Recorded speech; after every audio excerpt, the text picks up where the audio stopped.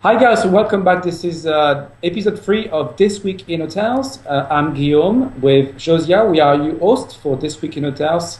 I'm from Hotel Blogs and Josia is from Hotel Marketing Strategy Blog. Hi Josia, how are you? Doing well, Guillaume. How are you? Good, good. So we thought that we should swap intros, so it's a proper team effort here. So Josia, before we were discussing about this week episode, we would kind of align ourselves about what sort of topics we want to raise. I believe that you have a topic around the maybe hyper overvalued or overused term social media, and you were thinking maybe there should be other terms that we should use for social media. Yeah, so here's the thing. When I'm going to a hotel website or a marketing website and looking for information, it seems like far too often I just see a big list of articles, here's why social media is so great, or 10 reasons why you need to be using social media. And it feels like at this point in time we're kind of beyond the basics, what is social media, and we need to go a little bit further. And the challenge that I see is that when we're trying to communicate these new social media concepts, just using the term social media may put up some sort of a little bit of a block, or it makes it seem too trite because people have heard the term before. They may say, we don't need to read this article, we don't need to know this information, and so I'm wondering if there's a little bit of a branding problem around the term social media. What if we were to rename it something like the social web or social networking? I know those terms may not seem like a big thing, but if we change the wording a little bit, maybe the adoption of some of the principles would change. Do you have any thoughts on that? Yeah, on recent conferences, I do tend to say now that the tools that I'm sharing with the hoteliers, or the techniques or the different examples that we're referring to, is what I call marketing 21st century. We'll see. At the moment, that every conference still refers to social media. Same thing for marketers. Even the big gurus are still using the term social media. It's funny because when it comes to a blog, it's really more like an online magazine or just like a website, like you say. And I like the term social graph and the social web. I think that better communicates that this is a network of personal relationships that we have. Maybe not all of them take place online, but these new technologies are enabling us to tap into the social graph and bring some of these relationships online.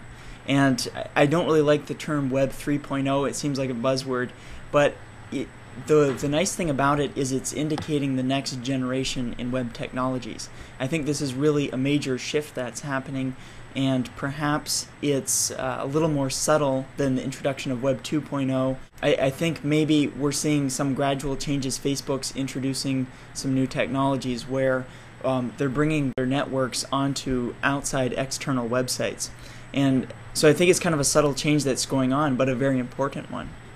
Yeah, by the way, I'm still unsure about what is the definition of Web 3.0. What I'm hearing now is the web is basically becoming more instant, with the Twitter, and also very much location-based with, Foursquare and Koala. But I was also hearing a lot about the semantic web. The fact that people are going to start to use very complex keywords in the searches, and you can come back with more refined results. That's probably the next web, and we are very, very far from it yet. I think we still need to kind of define what this new next generation of technologies are, but I agree with you that the semantic web, I think, it's going to tap into our social web to get our friends to curate some of the overwhelming information out there. I think with Web 2.0 and some of the social media sharing that we saw, there's just too much information out there. There's no way that a person can handle all the content that's being published.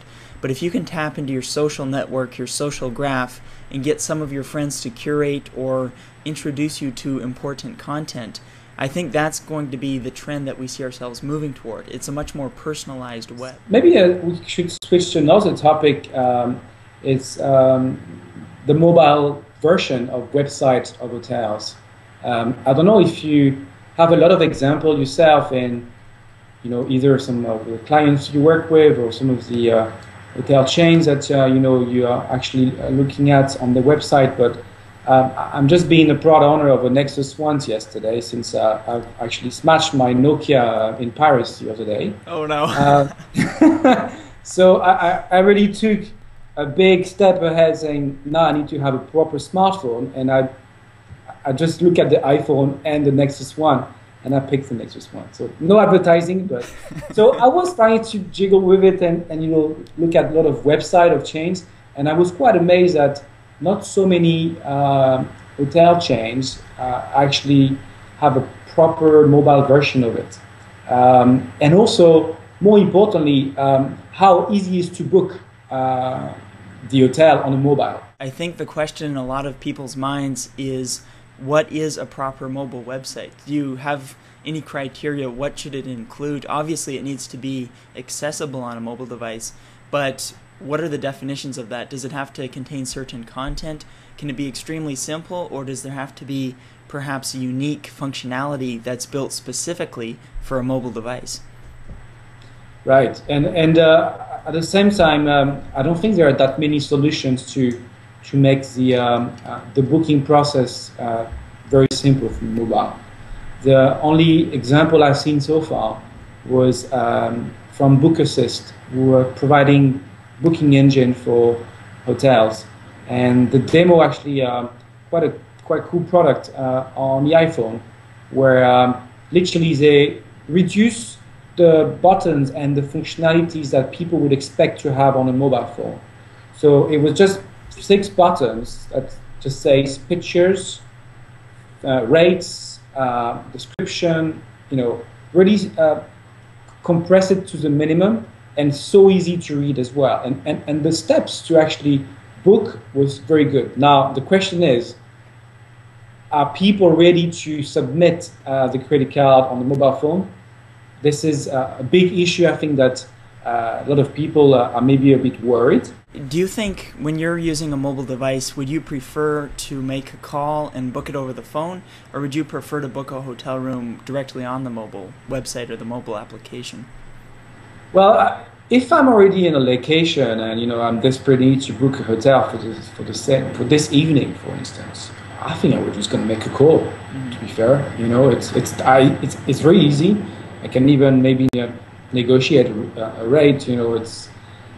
I don't see myself to book it. I mean, can you look at me and find my credit card and just try to type? It's clunky.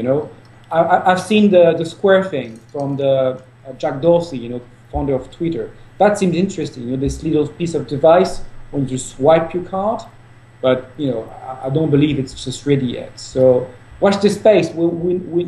I think we're not very far, but at the moment I will call the hotel. You? It's funny. I'm the same way. I would prefer to make a telephone call and make the reservation there, because I know they can instantly see the availability. I'm not worried about anything getting lost in translation. And so I prefer the telephone call as well. And so maybe hotels listening to this, the big takeaway is, don't get so hung up on the technology of a mobile booking engine that you procrastinate on creating your mobile website.